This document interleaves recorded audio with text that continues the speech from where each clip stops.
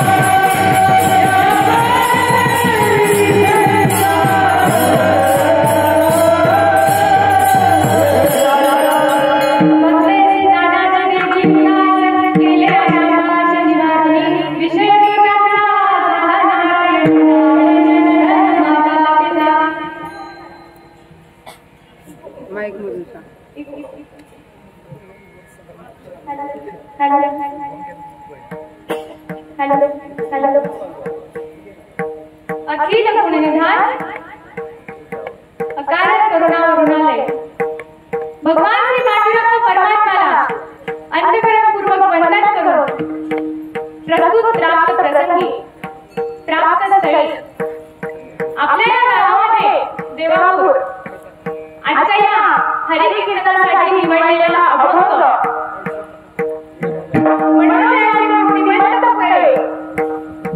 भूतकलनासाठी ज्यांचा अवतार निश्चयाचे महामेरू जे अखिल राष्ट्राला आपल्या जन्म देणाऱ्या आईबापांपेक्षाही अत्यंत उच्च असे ईश्वरतुल्य संत महात्मे ज्यांनी पारधर्मीय राजसत्तेखाली चिरडलेल्या जनतेस धर्म संजीवनी मिळवून हिंदू धर्मावर हिंदू समाज याचे अत्यंत बिकट परिस्थितीपासून संगोपन केले ज्यांची वाणी मेघगर्जनेसारखी गंभीर आकाशासारखी निर्मळ आणि सूर्यासारखी ओजस्वी आहे असे असणारे श्री सत्य जगतवंद्य तुकोबराय यांचा चार चंद्राचा सर्वांच्या परिचयाचा असलेला अभंग मी आजच्या कीर्तनासाठी निवडलेला आहे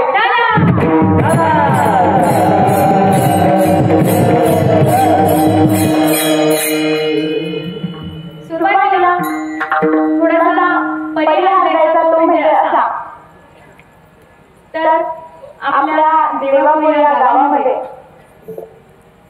अखंड हरिनाम सप्ताह याचं आयोजन झालेलं आहे आणि आता याचा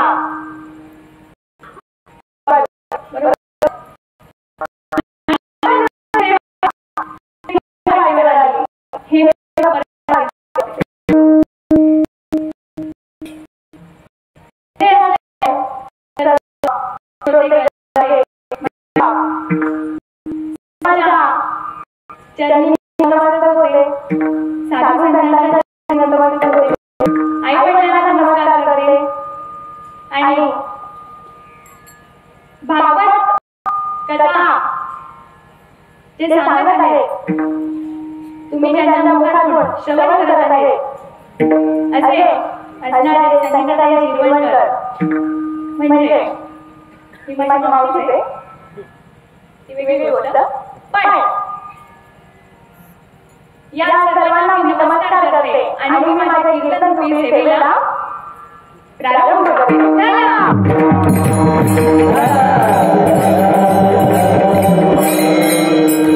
इथे येऊन सुरुवातीला खूप आनंद झाला की सगळे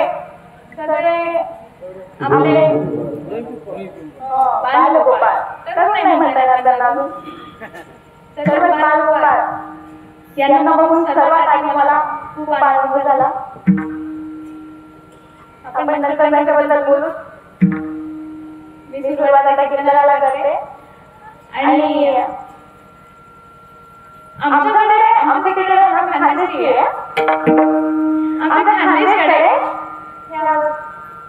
आमच्या खानदेशकडे विठोबाला शेवटी असतं म्हणजे तेव्हा पाळ घालतात म्हणून मी सुरुवातीला लवकर घ्या अरे आठवत नंबर नाहीये चालू केले मी ठीक आहे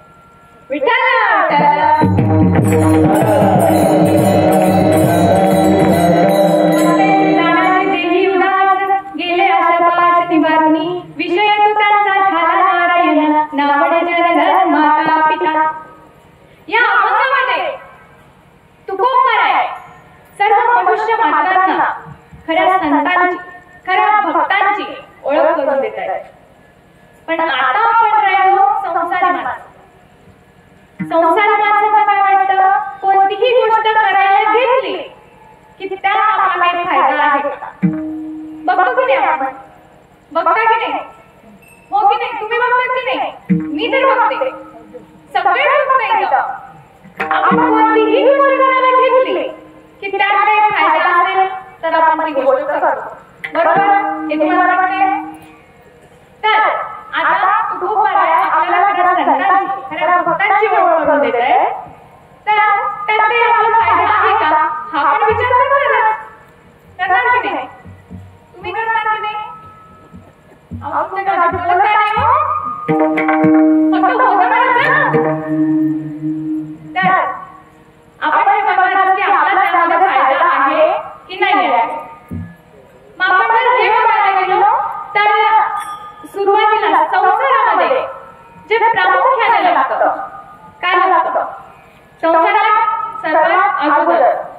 तुझं? तुम्ही सगळे संसार करताय की नाही? मग काय लागतं संसारात? बरोबर सांगितलं बाबा. असं बोलायचं ना थोडंसं. सुरुवातीला सगळ्यात महत्त्वाचं म्हणजे वित्त. आपल्याला सर्वात अगोदर हा पैसा लागतो. आता जर कोणत्या पुढाऱ्याची ओळख करून दिली असती तर त्यात आपला काहीतरी फायदा होता, पण भक्तांची संतांची ओळख करून देत आहे त्यात आपला काय फायदा आहे? फायदा नाही आपण असं म्हणू शकतो. ते आपल्याला पैसे देणार आहेत का? पैसे देणार का? नाही देणार. कारण ते स्वतः किती गरीब होते ते त्यांच्या तोंडाने म्हणून जायचे. काय म्हणायचे? किती गरीब होते? आम्ही सदैव किती गरीब होते ते? खूप गरीब होते ते. त्यांच्याकडे पुत्र घर राखण करायची. सगळे म्हणजे एवढे गरीब होते ते खऱ्या भक्तांची खऱ्या संतांची ओळख करून देत आहे. ते आपल्याला पैसा मिळवून देणार नाही, ते सुद्धा त्यांच्यासारखे गरीबच. मग आपण डायरेक्ट म्हणू शकतो की आपल्याला संतांच्या ओळखीची गरज नाही, भक्तांच्या ओळखीची गरज नाही आपण म्हणू शकतो. बरोबर? पण तुकोबरा आहे याला काय म्हणतात?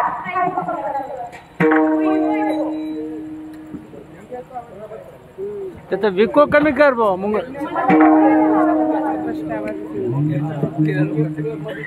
मॉनिटर या खाली ठेवा रे. दोन्ही वरी ठेवले. ते खाली होते त्याने वरी ठेवले. कथेला पाहिजे होती, कीर्तनाला नको. आम्ही सदैव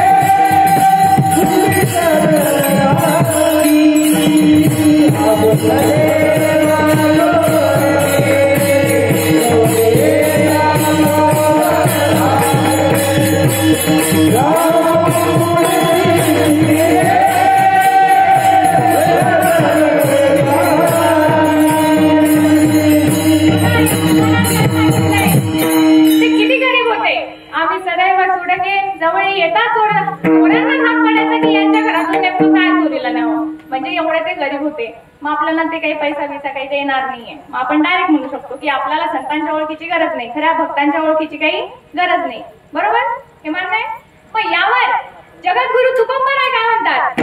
अहो तुम्हाला खऱ्या भक्तांची खऱ्या संतांची ओळखीची गरज नसली तरी सगळ्या मनुष्य मात्रांना एका गोष्टीची गरज आहे आणि ती गोष्ट म्हणजे दुःखात उद्विजते जंतुः सुखम सर्वाय रुच्यते. ते म्हणजे सुख. सुख कोणाला नकोय? सुख तुम्हाला पाहिजे, यांना पाहिजे, यांना पाहिजे, मला पाहिजे, सगळ्यांना पाहिजे. सुख पाहिजे की नाही? तुम्हाला पाहिजे की नाही? मागच्या आई बोलायचं थोडस पाहिजे की नाही? हा बरोबर. मग आता सुख पाहिजे, पण महाराज काय म्हणताय? तुम्ही त्या सुखाचा मार्ग चुकले, रस्ता चुकले, पत्ता चुकले आणि कोणाला वाटत नाही की सुख पाहिजे नाही. सगळ्यांची इच्छा आहे ल्यावे खावे बरे असावे, ल्यावे खावे बरे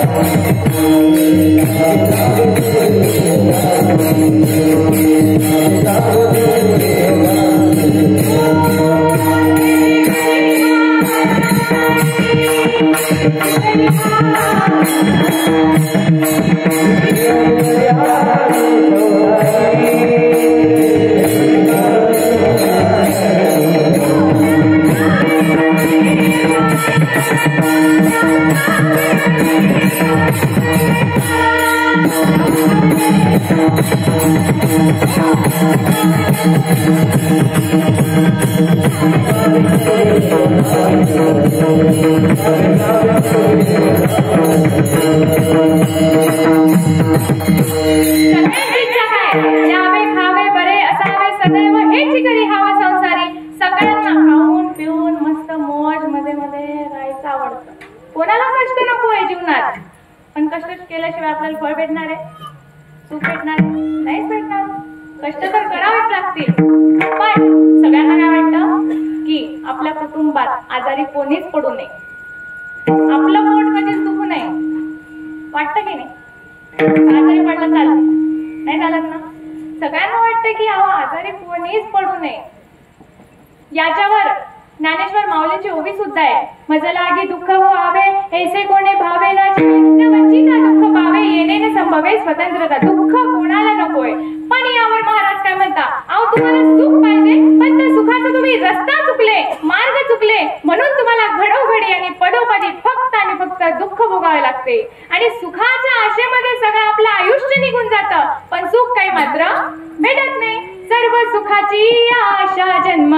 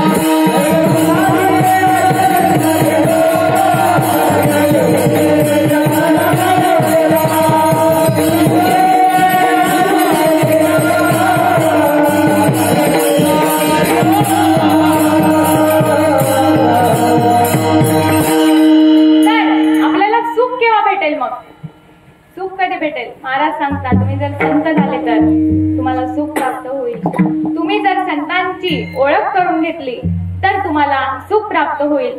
पण आता आपल्यासारखे लोक त्या काही भानगडीत पडत नाही. संत बनायचं तर ते दूरच. कोणाकोणाला तर अहम ब्रह्मास्मीचा ध्यास होतो. एका माणसाला अहम ब्रह्मास्मीचा ध्यास झाला. एका साधकाने विचारले की काय हो, कसं काय समजलं की तुम्ही देव आहे म्हणून? काय नाही म्हणे, सोपं आहे महाराज. एकदा काय झालं, मी घरात बसलो होतो. घरात बसलो, समोर देवारा होता. देवाऱ्यामध्ये गणपती बाप्पा होता. गणपतीच्या अंगावर इकडून तिकडून इकडून तिकडून उंदीर नाचत खेळत होता. मग लक्ष तिकडे गेलं म्हणे की आता देव ह्या उंदराचं काहीच बिघडू शकत नाही. मग देवापेक्षा आता कोण मोठं झालं? देवापेक्षा मोठं कोण झालं? उंदीर. म्हणजे हसत नका जाऊ, फक्त सांगत पण जा की कोण मोठं झालं? उंदीर, बरोबर. मग 2-3 दिवस झाले, तो उंदीर आला आणि तिथं मांजर पण आली. मांजर आली, त्या उंदराला खाऊन टाकलं. ते दृश्य सगळं मी बघत होतो म्हणे. तर मला असं लक्षात आलं की आता उंदरापेक्षा कोणीतरी मोठं आहे. कोण मोठं आहे? मांजर. मग मी ठरवलं म्हणे की चला बस झालं, आता देव बिव काही नाही. आपण देव कोणाला समजायचा? मांजराला. मग आजपासून आपला देव कोण? तो बोलला. आपण नाही, तो बोलला. आजपासून आपला देव कोण? मांजर, बरोबर. मग त्या ठिकाणी 2-4 दिवस पलटून गेले म्हणे. तिथं आला कुत्रा. तिथं आला कुत्रा आणि त्या कुत्र्याने मांजराला चावून चावून चावून मारून टाकलं. मग आता मांजरापेक्षा कोणीतरी मोठं झालं. मग तो बोलला की बस आजपासून आपला देव कोण? कुत्रा. वा, बस हेच मी लक्षात घेतलं म्हणे की आजपासून आपला देव फक्त कुत्रा.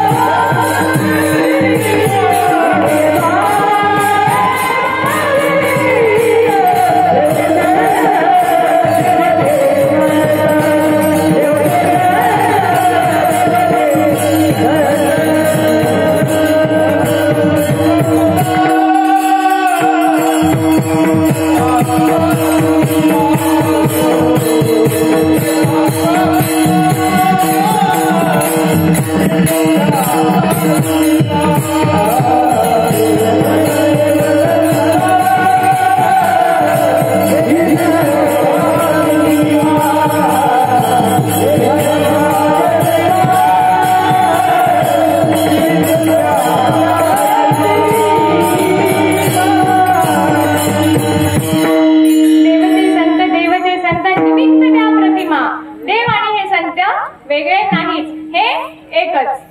मग महाराज या अभंगात काय सांगतायत? भक्त कसे पाहिजे?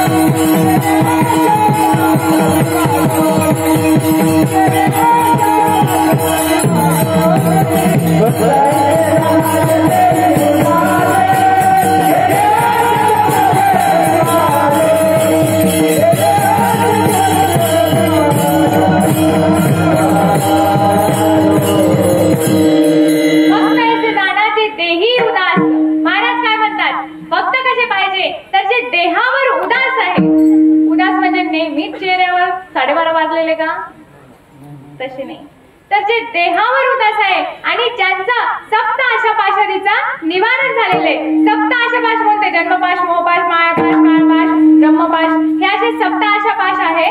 ज्यांचं हे सर्व निवारण झालेलं आहे असे भक्त हे देवाला पाहिजे. आणि यांचा एकमेव फक्त आणि फक्त आवडतीचा विषय कोणता होतो?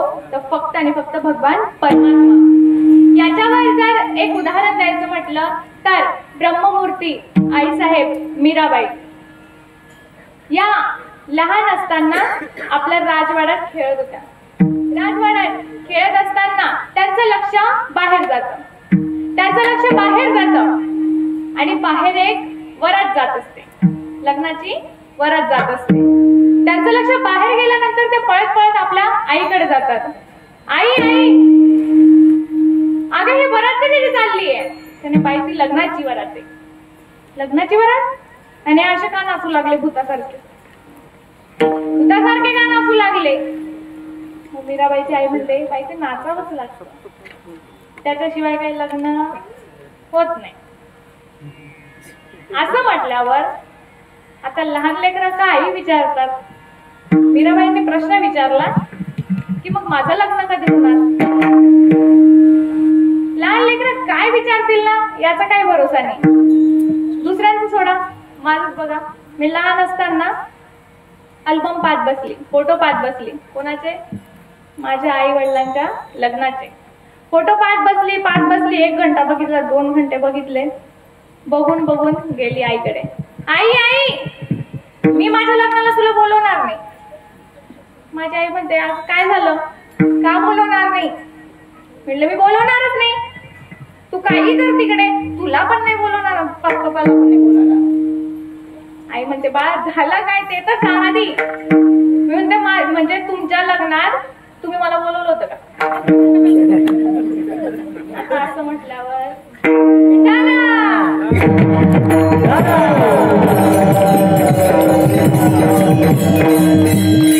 मिरवणूक पाहते आणि बऱ्याच भक्तांनी मीराबाई विचारतात हे का असे नाचू लागले भूतासारखे? म्हणजे जिथं आपल्याला नाचायचं आपण तिथं नाचत नाही. तिथं आपण नाचतो का?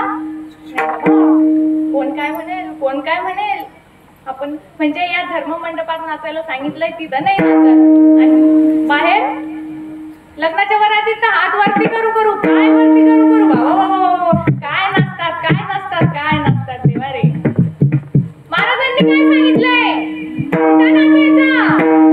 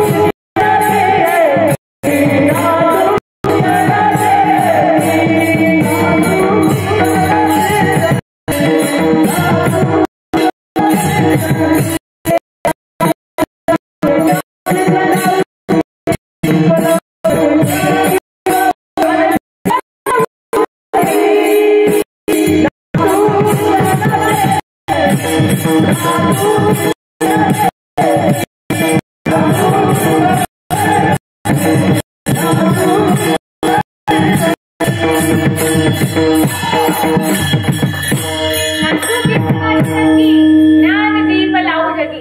महाराजांनी या धर्ममंडपात नाचायला सांगितलंय तर सोडून आपल्या इथं सप्ताह चालू आहे. तुम्ही सप्ताहात पण काही बसत नाही. मी गेले 2 दिवस बघते. सप्ताहात पण उठायचं. भागवत मध्ये जे मध्ये मध्ये जे आपण हे ठेवतो ना, राधे राधे जे काही आपण म्हणत असलं तिथे का ठेवतात माणसं? का ठेवतात? मग उठून टाळ्या तर मारायच्या. तुम्ही तेवढं पण नाही करत हो. आता उद्या आपल्या इथे लग्न आहे, हो की नाही? उद्या लग्न आहे, उद्या तुम्ही उठू नका.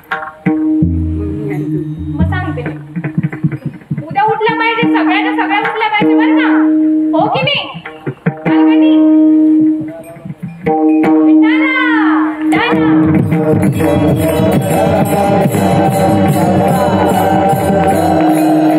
लहान लेकरं काही विचारतात. मीराबाईंनी विचारलं, अगं आई माझं लग्न कधी होणार? माझं लग्न कधी होणार असं विचारल्याच्या नंतर एकदम हट्टच करायला लागला मीराबाई. कधी होणार सांगणं, कधी होणार सांगणं, कधी होणार सांगणं.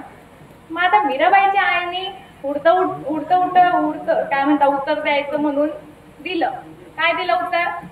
अगं मीरे जा, ती सावळ्याची मूर्ती पडलेली ना, तुझं लग्न झालंय बाई त्याच्यासोबत. पण मीराबाईंनी ती गोष्ट इतकी मनावर बिंबावी की खावा त्या मूर्तीसोबत, प्यावं त्या मूर्तीसोबत, खेळावं त्या मूर्तीसोबत, झोपावं त्या मूर्तीसोबत, नाचावं त्या मूर्ती, सगळंच काही सगळं त्या मूर्तीसोबत. नाचायचे कशा? नाचुंगी नाचुंगी नाचुंगी नाचुंगी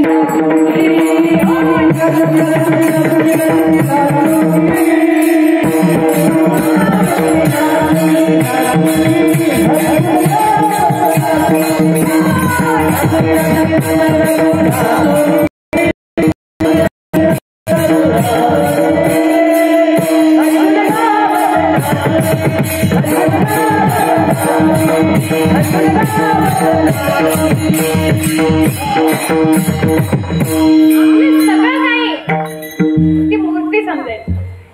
नंतर लग्न झालं त्यांचं. काही काळानंतर राजा भोज यांच्यासोबत लग्न झालं आणि लग्न झाल्याच्या नंतर त्या आपल्या सासरी गेल्या. सासरी जाता जाता ती मूर्ती 1.5 फुटाचीच मूर्ती होती ती आपल्या सोबत घेऊन गेला. नंतर ती मूर्ती बघितल्यानंतर राजा भोज काय म्हणतो? अगं मीरे फेक ती मूर्ती, आता तू फक्त आणि फक्त माझी आहेस. पण यावर मीराबाई इतकं सुंदर उत्तर देतात, राजा तुम्हाला फक्त आणि फक्त माझ्या तणाची गरज आहे आणि मला मान्य आहे माझं तण तुम्हाला दिलं तरी, मला हे सगळं स्वीकार आहे.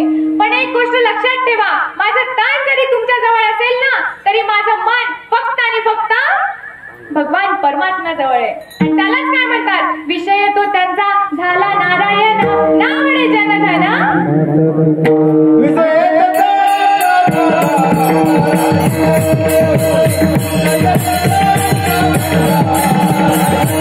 Oh,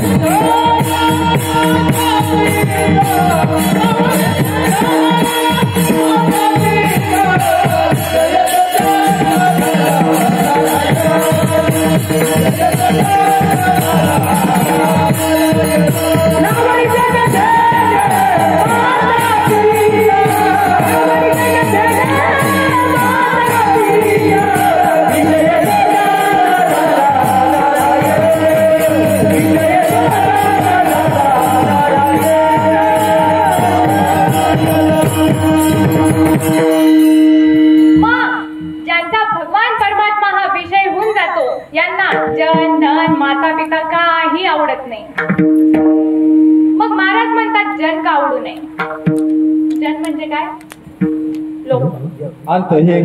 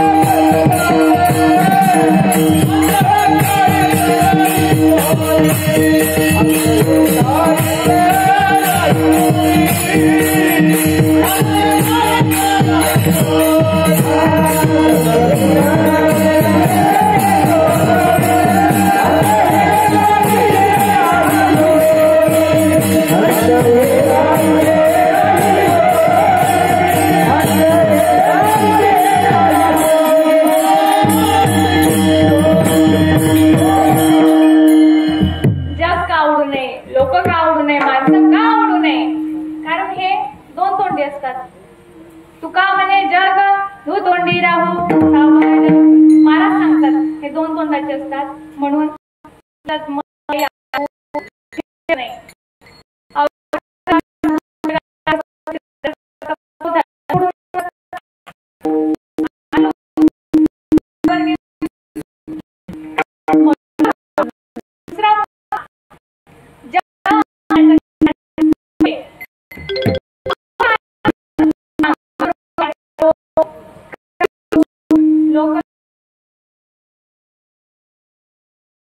माणूस होता की जो दिवसभर सकाळी दुपारी रात्री पूजा करत बसायचा आणि अशी पूजा करायचा की त्याचं जर घर जरी असं दार जरी उघडलं तरी भक्कंच्या कशाचा वास, सुगंध अगरबत्तीचा.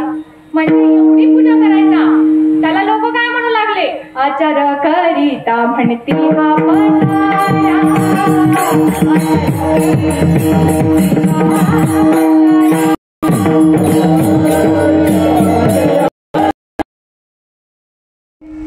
पंधरा प्रकारचे अनर्थ आहेत. काय असत्य, अहिंसा, मद्यपान, सगळ्या प्रकारचे अनर्थ जे ते धनाच्या मागे सांगितले. म्हणून आपल्याला धन आवडू नये. दुसरी गोष्ट, धनवंता पुरुषामागे स्त्रिया लागत असतात आणि शेवटी त्यांना नरकात पाठवतात. हे मी नाही सांगत, ओवी आहे त्याच्यावर, श्लोक आहे त्याच्यावर, सगळं काही त्यांनी लिहून ठेवलेलं आहे.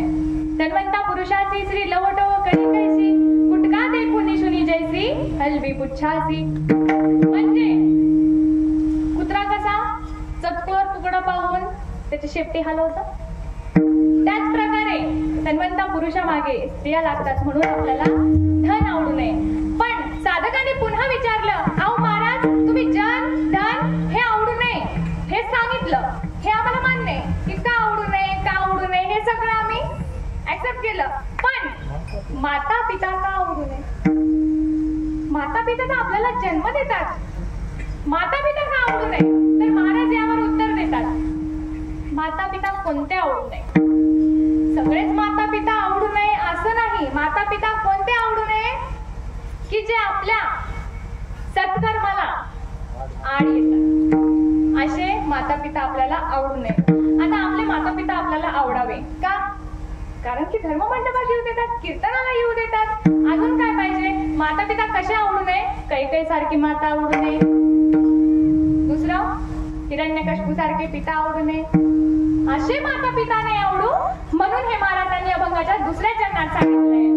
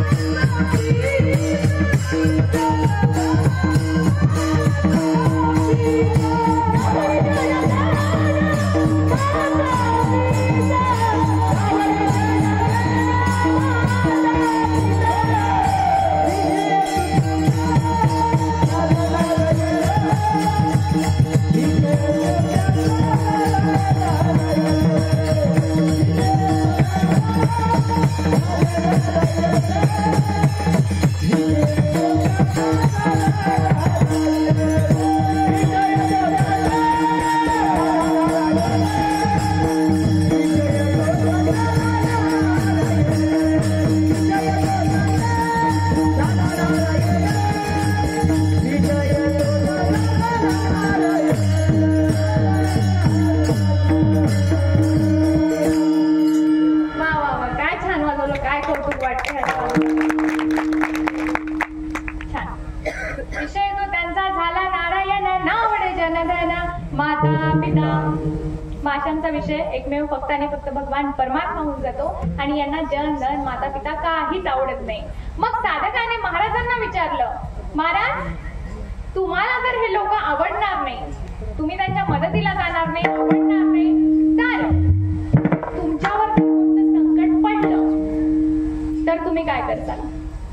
लोक सुद्धा तुमच्या काही मदतीला धावून येणार नाही, कारण तुम्हालाच जन आवडत नाही, जनाला तुम्ही कसं काय आवडणार? संकट पडला तर काय करताल? महाराजांचे यावर उत्तर आहे, विटेवरी उभा आहे पाठी.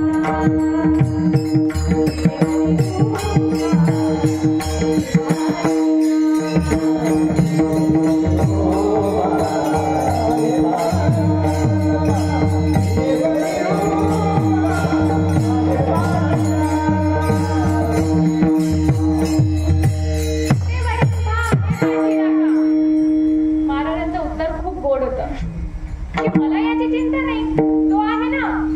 कोण? भगवान परमात्मा आहे. म्हणून मला काही त्याचं म्हणजे संकट जरी आलं तरी तो मागे पुढे उभा राहे सांभाळीत. मागे पुढे उभा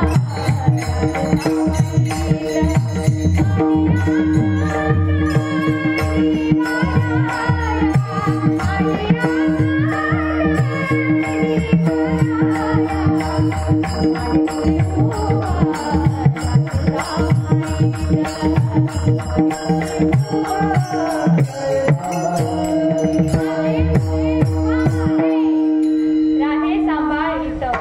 मागे पुढे, मागे राहून आणि पुढे राहून कोणाची मदत केली होती? कोणाचं संकट हरलं होतं? सारथी कोणाचे बनले होते? भगवान श्रीकृष्ण.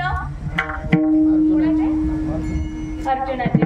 अर्जुनाचे सारथी बनले आणि त्याचं संकट त्या ठिकाणी हरलं होतं. मागे राहून कोणाचं संकट हरलं? कोणाचं? आता अर्जुन सांगितलं बरोबर. द्रौपदीचं. तुम्हाला तो प्रसंग माहितीच असेल. द्रौपदी वस्त्रहरणाचा, तर मी त्यात काही टाइम नाही घेत.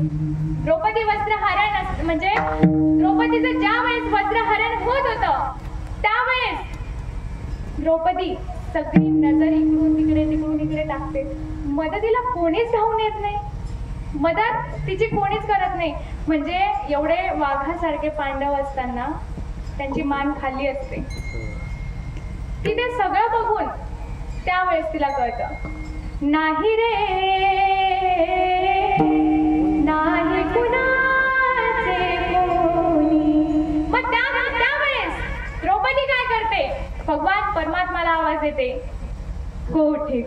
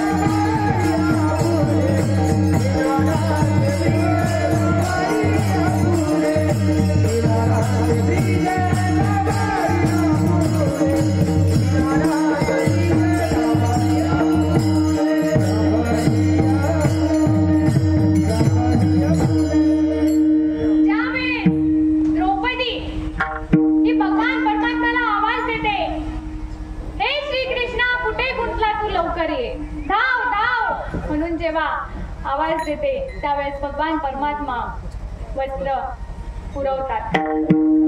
असे बरेच उदाहरण तुम्हाला दिसतील की वेळोवेळी भक्तांचं संकट हरण्यासाठी भगवान परमात्मा आलेले आहेत.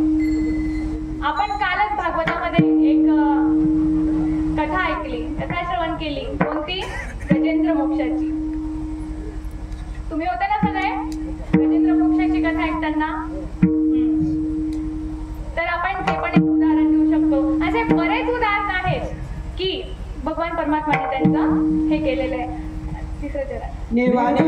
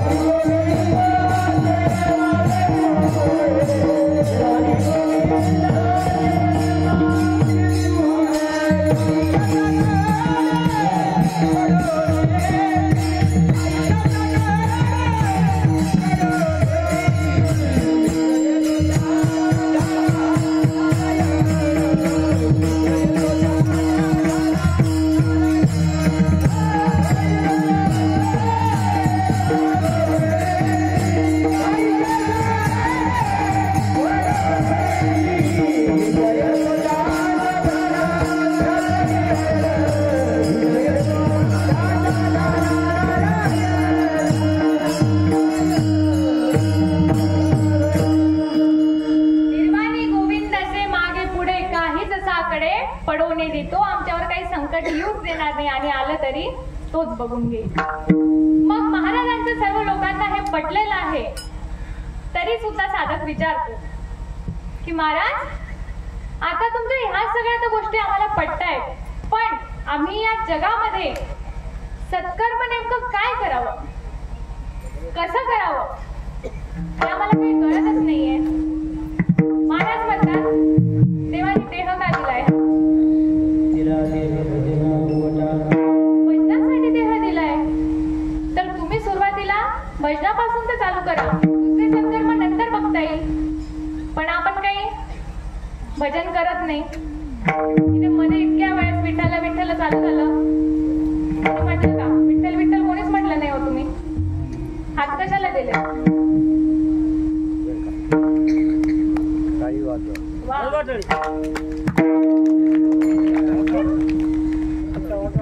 डोळे का दिले? देवाचं रूप बघण्यासाठी.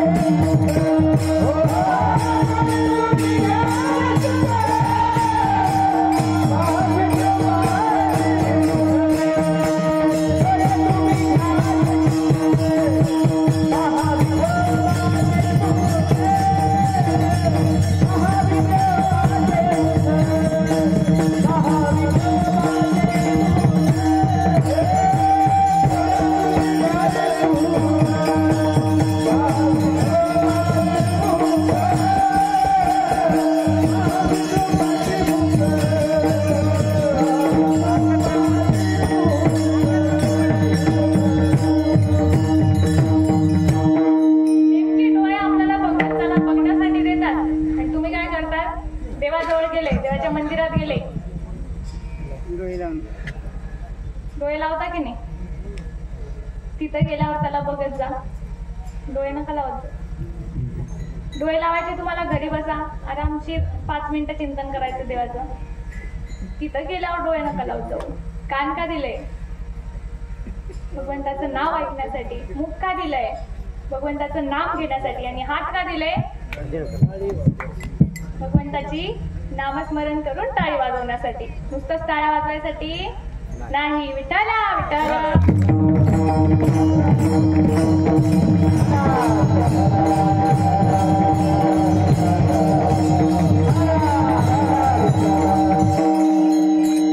मग महाराज म्हणतात सत्कर्म कोणते? तर भगवंताचं सुरुवातीला नाव घ्यायचं.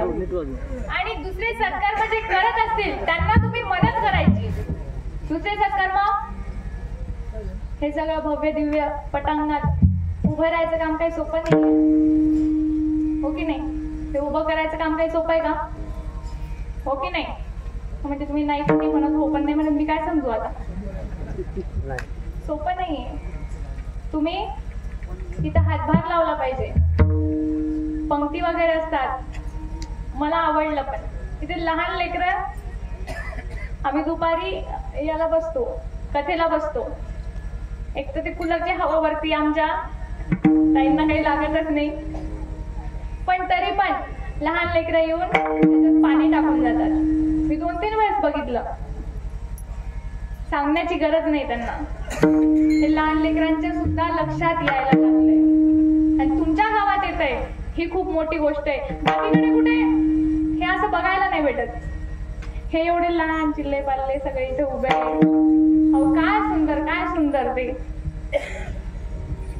याचं तर कौतुक म्हणजे मी करणं खूप कमीच आहे. मी करायलाच नाही पाहिजे याचं कौतुक. खूप छान. एकदा काय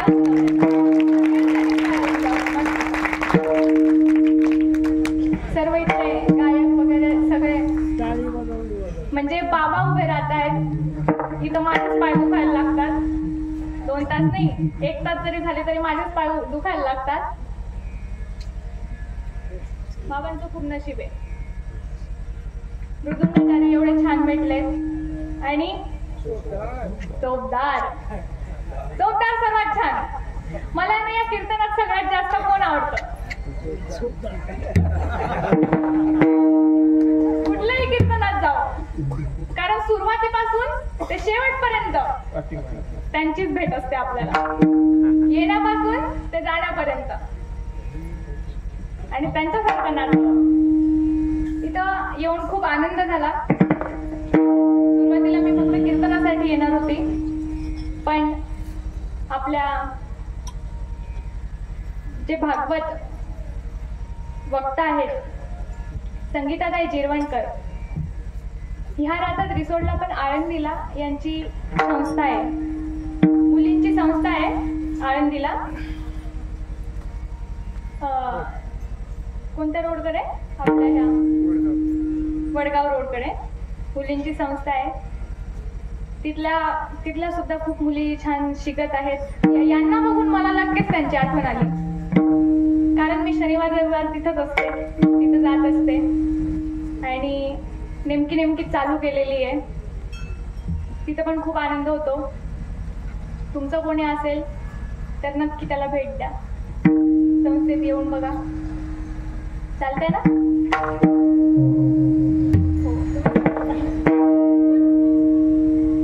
तर शेवटी जाण्या अगोदर एकच तुकाराम महाराज म्हणतात, सत्कर्म हे सगळे सत्कर्म करतात, तुम्ही याला मदत करत जा. हे आपलं पहिल्याच वर्षी बसतंय का? किती वर्ष झाले? 11 वर्ष झाले. तर तुम्ही नेहमीच याला सगळ्यांनी हातभार लावत जा. शेवटी जाताना 2 शब्द बोलायचे, म्हणजे घरी घेऊन कीर्तनातून काय जायचं. 2च गोष्टी बोलते.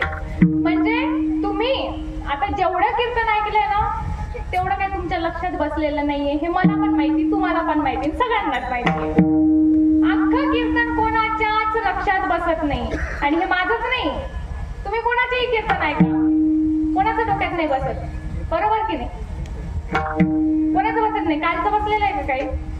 काल एवढं सुंदर सांगितलं त्यांनी, तरी ते लक्षात बसलं नाही. मग माझं काय लक्षात बसणार आहे तुमच्या? तर घरी घेऊन जाताना काहीतरी घेऊन जायचं म्हणजे जायचं. काय घेऊन जाताल घरी आता? दुसऱ्यांची चपला. हे नाही घरी घेऊन जायचं. तर पहिली गोष्ट म्हणजे संतांवर विश्वास ठेवा. संतांवरचा विश्वास आणि भगवंताचं नामस्मरण. एकदा सगळ्या मंडळींनी हात वरती करा. 2. एकदा पहिल्या तुम्ही राहू द्या खाली. तुम्ही खालूनच खाली करा. तुम्ही खाली करा. सर्व जेवढे पुरुष असतील तेवढे. आता ज्यांनी वरतीने केले ते समजून जायचं. तुम्ही हाय की नाही त्याच्यात? पकवायचे सोडून हो. बस आता तुम्ही असेच ठेवा. चला बाबा थोडसा चहा पिऊ ना आपण घरी. जमताय ना? फक्त 2 वेळेस भगवंताचं नामचिंतन करा. विठोबा रखुमाई.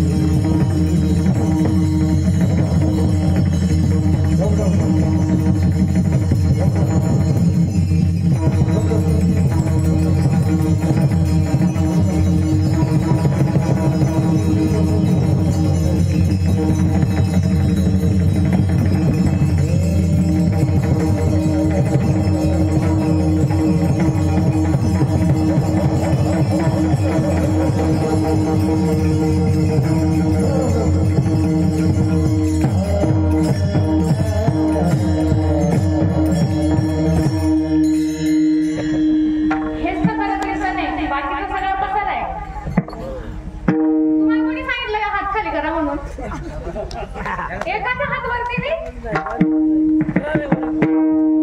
खाली करा. तुमचं काय झालं? विठोबा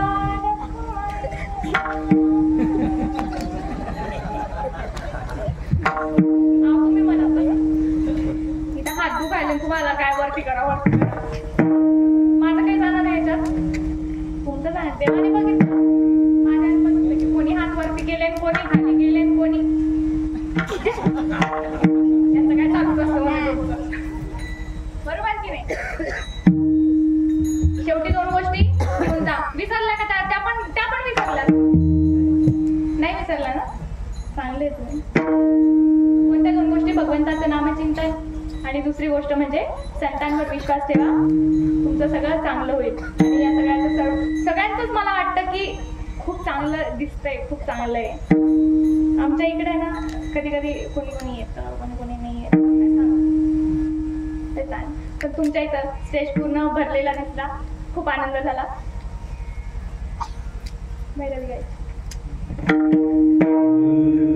तुका म्हणे